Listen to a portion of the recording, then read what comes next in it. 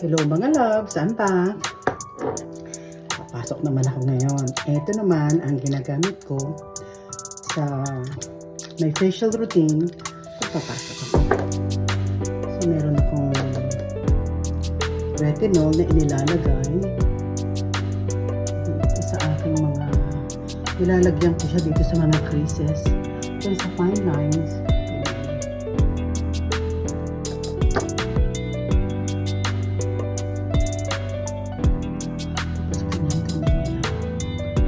And then, i-wait nyo ng mga around 30 seconds.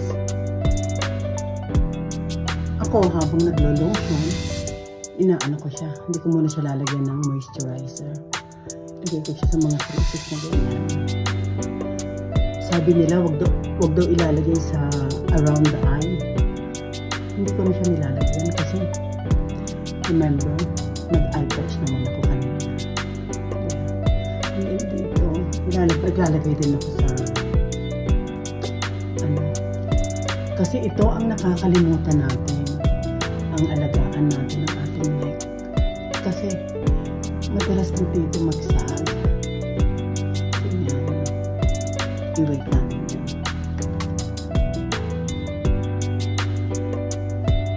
yan. Naka 1 minute na tayo and more. Pag lotion na tayo. Ito naman ang inilalagay ko sa na moisturizer. Ito yung The Alba. The Alba Moisturizer All-in-One kasi pwede na siya sa under eye. Ganyan. Nilagay ko lang na gano'n. Ganyan. And then dito. Yan. Yan lang. Ganyan. Pwede rin siya sa my lips. Ito lang ang moisturizer ko. All-in-one. And then, ganito lang. Ganyan ko lang siya. Ganyan. Ganyan lang.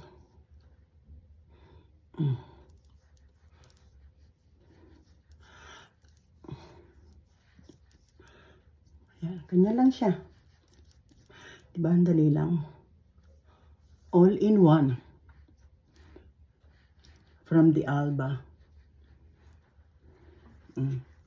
And then, again, kasi meron pa ako natira. Remember, ito yung ginagamit ko kasi hinati ko siya sa gitna. Marami pa siyang laman sa loob. Tipid-tipid. Ito naman nilalagay ko sa neck. Kasi may nagtatanong, anong ginagamit mo? Sabi ko, nako, mumurahin lang yan sa shoppers. Pero pagpapasok, kasi nga hindi ako nagme-makeup,